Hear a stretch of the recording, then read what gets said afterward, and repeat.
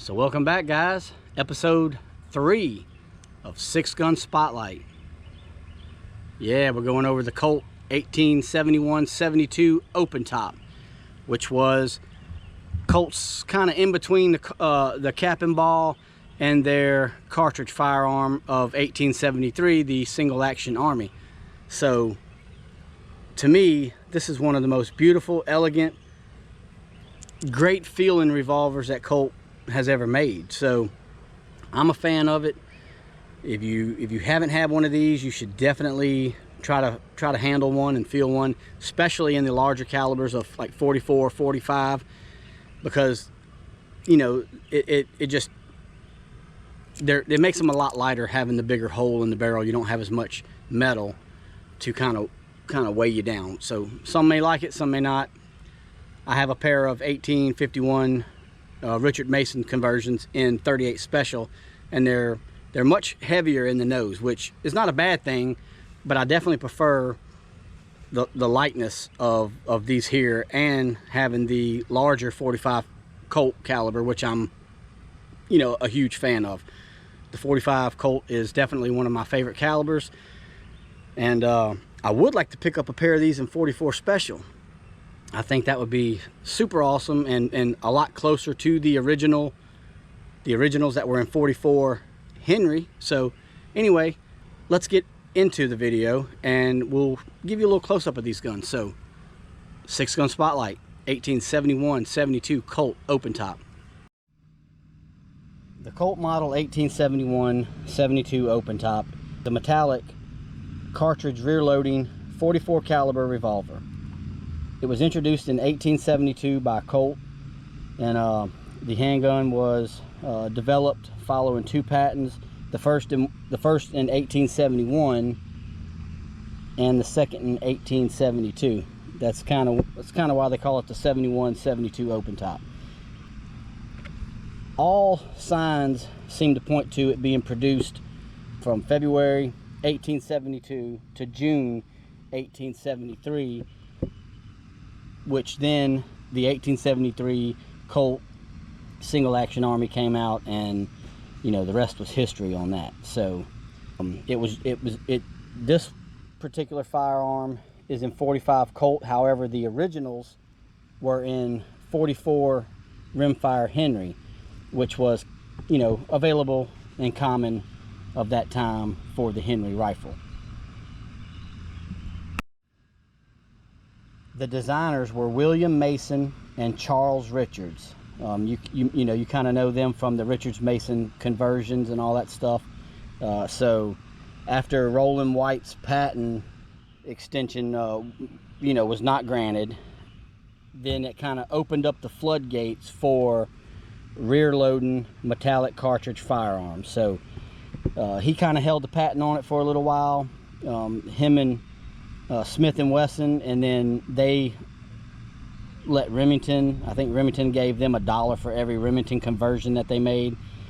And there were several different Colt conversions, but the 1871 or 72 Opentop was Colt's actual first firearm that was specifically made for firing cartridges. So now they did use a surplus of different, if you can tell, this looks very much like a cap and ball revolver of the day. So they used a lot of parts that were left over in surplus from the cap and ball guns, but it was designed to be a cartridge firearm. This is not a conversion. You'll see the rear sight moves from on the hammer to right here on the end of the barrel, and then obviously you have your front sight. Firing pin is still on the hammer.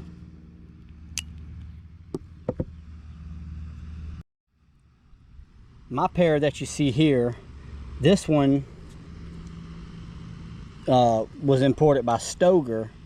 It's a Uberti, and this one was imported by Taylor's and Company. Obviously it's also a Uberti. But I've had these for a few years now. When I first got them, they were pretty worn out.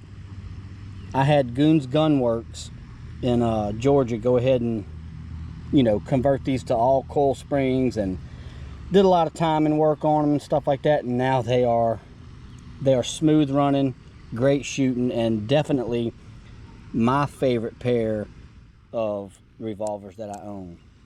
I just love the feel of them. It's much like the 1851, except these you can get in the larger calibers, 44 special, 45 Colt, and I think some others. But the 1851 feels so much heavier. Even so, this is a 5.5 inch barrel. The 1851 conversions that I have that shoot 38 special, they feel so much heavier in the nose, because there's so much more meat, so much more metal up here, because there's only a 38 size hole instead of a 45 or 44 size hole. So these have a great feel to them. They're very light, very easily, you know, maneuverable and manageable, and I just love this pair personally because of all the wear on them. I got these from an old cowboy who used these to win a couple state championships in SAS, and, you know, single action shooting society. So these guns, when I got them, were well used, and that's what drew me to them, is, you know, the wear and tear on them. But he did not mention to me that they were so worn out that they didn't run properly. So I got them. I was unhappy with them for a little bit, and finally I decided, after I think they sat in the safe, you know, a year or so, and I finally sent them over to Mike at Goons Gun Works, and man, he made them my favorite revolvers, period. These things shoot great, they look great, I mean, they feel great, everything about them is nice, and now most importantly, they run great. So you know, definitely if you have any kind of, you know, cowboy action style revolver that's not running right, especially I believe the cap and ball and this style here, you should definitely contact him and, you know, talk to him about making yours run as pretty as mine do. So these are all, like I said, these are all coil spring now, and man, they just so nice. I'm so happy with them now, and that's why I had a few requests to bring these out of the safe and do a 6-gun spotlight on the 71, 72 Opentop. So I figured I would do that next. I was going to do the Richard Mason conversions before to kind of stay in line, but I had a lot of requests for people wanting these, so I figured I'd bump these ahead of the 1851 Colts and just let you check them out. So we have plenty more 6-gun spotlights to come, so we'll definitely get to some of those others in due time. So yeah, there it is, the 1871-72 Colt Opentop. Let you get a couple good looks at these. These are with the 5.5 inch barrel, which makes them super handy. Like they just feel good in the hand. They're light, you know, just an overall well-balanced, beautiful feeling revolver. And you know, cowboys got to have two, right? One for the cross draw and one for the straight draw. But both of these guns, although different importers, they're around the same time. They was imported around the same time, so you know,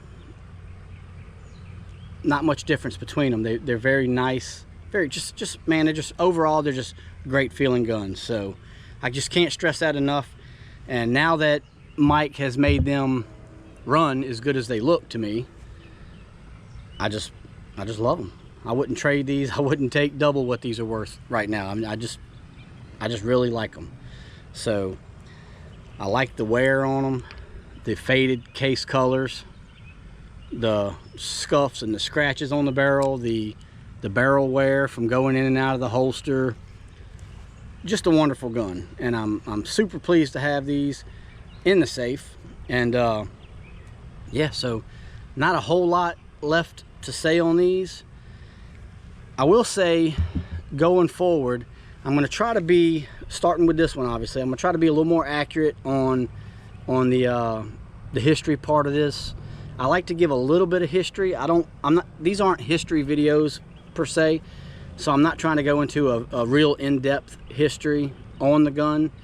You can Google that. I'm sure there's other videos on here. Mike Bellevue does a great job on giving you a long, thorough history of different guns, but I do like to touch on it a little bit. But I've been going from memory, and I think in the Schofield video somebody corrected me on a couple things, so going forward I'm going to try to end on point.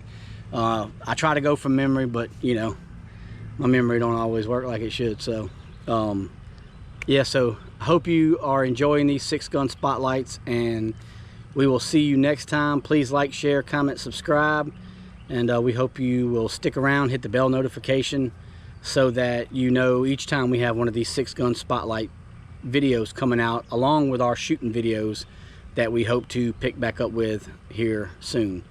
So thank you for watching, and we will see you next time.